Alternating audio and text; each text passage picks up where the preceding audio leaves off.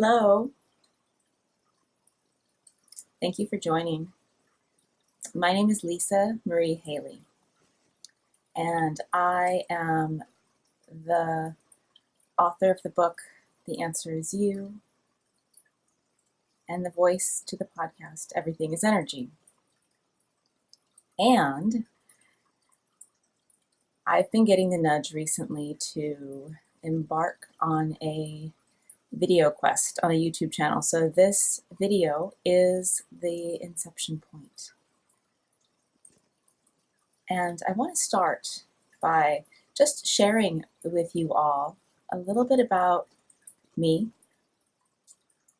who I am, and how I came to see and feel and understand energy. And when I say energy, I really do mean all the things that most of us can't see. But actually all of us can see. It's really just a matter of opening up. So let's see. When I was a little girl, I remember I would be able to see thought forms and energy. And, most of my family saw me as just this super creative child who made things up. And for me, I wasn't creating out of nowhere. I was speaking what I saw. And that's pretty much never stopped. I think it's mostly been a skill set that for a brief period of time in my life, I wandered away from. And then when I got back on the path, I remembered that it was always there. And I want to share a little bit with how I've come to know that this is for all of us and in all of us. The idea that everything is energy, and that this 3D world that we live in, as you're watching me on YouTube or some other channel, you're looking at me, I'm speaking, but hopefully you're also sensing my energy. And I believe and I know that we do that all the time. Some of us, we talk about it as reading between the lines. And that was another way. I remember I would always be able to, I didn't know it was reading people's auras. I could just see exactly what they were telling me when they were telling me. And it had pretty much nothing to do with the words that they were saying. It literally was the ability to scan and read their energy. And I bring up this example to show you there's probably been many times that you too have innately and intuitively known exactly what the truth is.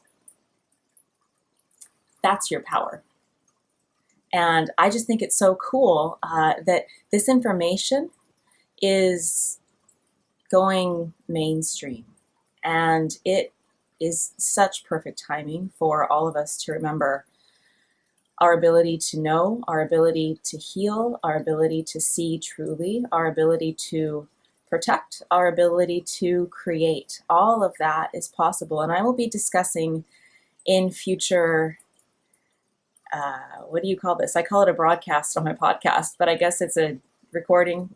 Anyway, more future videos, I'm going to be sharing more. But what I really wanted to do today was to just have you get to know a little bit about my background and my story. And so a couple interesting things happened to me when I was growing up. One was I had a little sister. She died pretty early of a type of cancer, and I was raised Catholic, and I pretty immediately tried to become a nun. This was pre-puberty, but I read the Bible cover to cover several times. I started meditating. There was a Jesuit priest. Jesuits are the more left-leaning within the Catholic Church, and I would go to his meditation classes. I would be the only little kid in the room, and then afterwards I would pull him aside and ask him a bunch of questions of why I didn't understand certain things.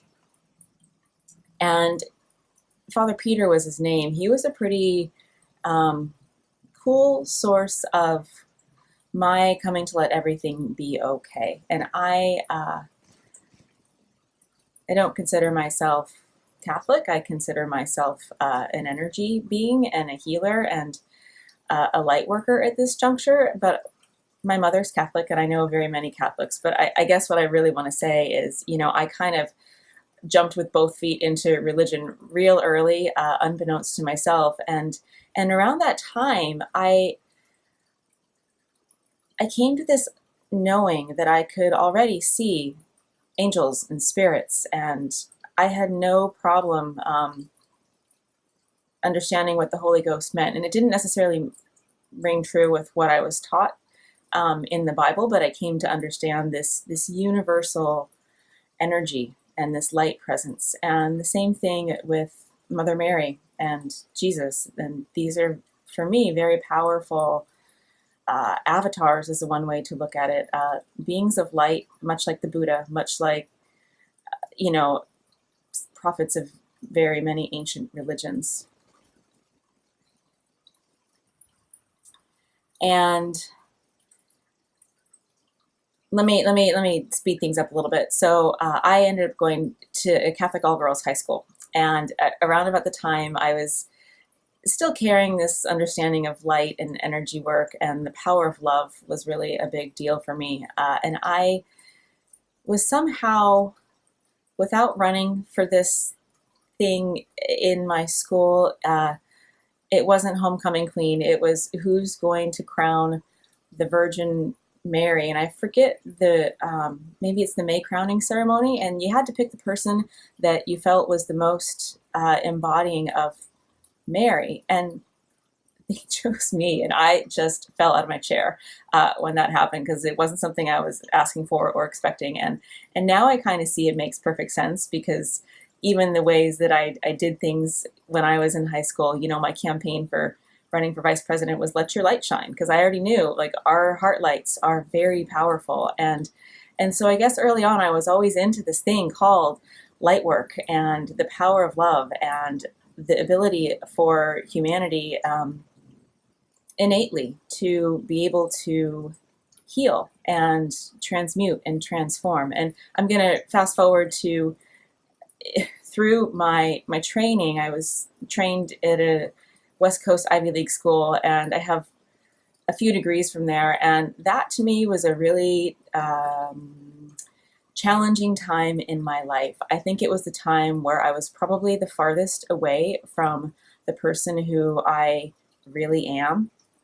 But sometimes you have to go through those depths to reclaim your strength and to find your own true voice and your true wisdom. So I'm very grateful for those times, because they were filled with wonderful people, and I feel like now really fully stepped into and onto my path and my work here on this planet. And I hope that when you watch this, that you get the sense that you have a purpose, and that your purpose doesn't have to be anything about what your formal job is or the things that your ego or society tell you that you should do, that your heart really knows what your purpose is.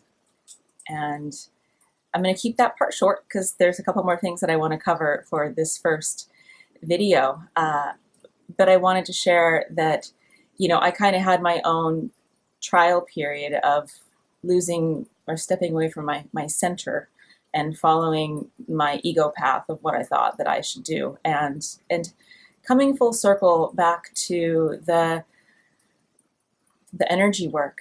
I remember when I first met I studied Reiki to start energy, I was working with energy my whole life, but that was the first time that I really kind of had some framework to ground down what it was that I was doing. And when my Reiki master at the time, I remember we were sitting at the table outside in my garden patio, and she said, this is in your DNA. It's in everybody's DNA.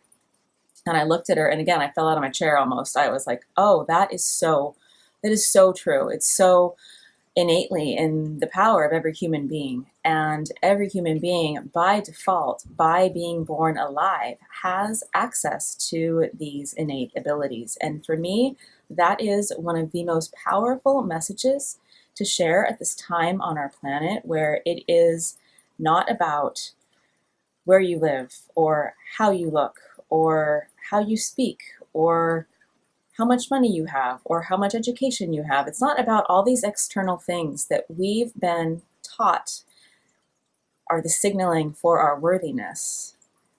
That really does get us stuck, or has the potential to keep us stuck in our lower chakras. And as we lighten up and release these stories of whether or not and why we're worthy, we step into our birthright. We step into the innate ability that we have to be beings of light, to be light workers, and to be healers. And most of what I teach and what I know, I like to call a remembering. And I call it a remembering because it feels energetically, and it could be psychologically and emotionally, very much like it's new information, but you already know it. And it feels like you're remembering something that you forgot. And that is one of the ways that I like to teach people to see energy and to know what is true for them. It feels like a coming home. It feels like a remembering when you're on your path. So, just to close about my path and how I arrived here, or who I am and what I do. I also teach energy healing. I offer energy work. I often call it some sort of light work alchemy, because I've come to understand that a lot of the things that create miracles are forms of an ancient alchemical body of knowledge. And again, this is for everybody who has eyes to see and ears to hear. So the types of things that you will experience when you listen to these broadcasts, when you take a class, or if you happen to work with me, they're pretty simple and they're quite profound. And I like to use the word alchemy because it takes it even beyond the idea of energy. It is energy, but it's not linear type of work. It has to do with a lot of time-space work, with instantaneous transmutation. And, alchemy we've come to know it in modern society as the study of raising lead to gold. That's a very materialistic way to look at what that is. It's raising vibrations, and the quality of golden light is a pretty high vibration. So in some sense, we are raising things to gold, but it's not the way that we've been taught to value physical gold. So yeah, that's pretty much, I think, what I want to share right now.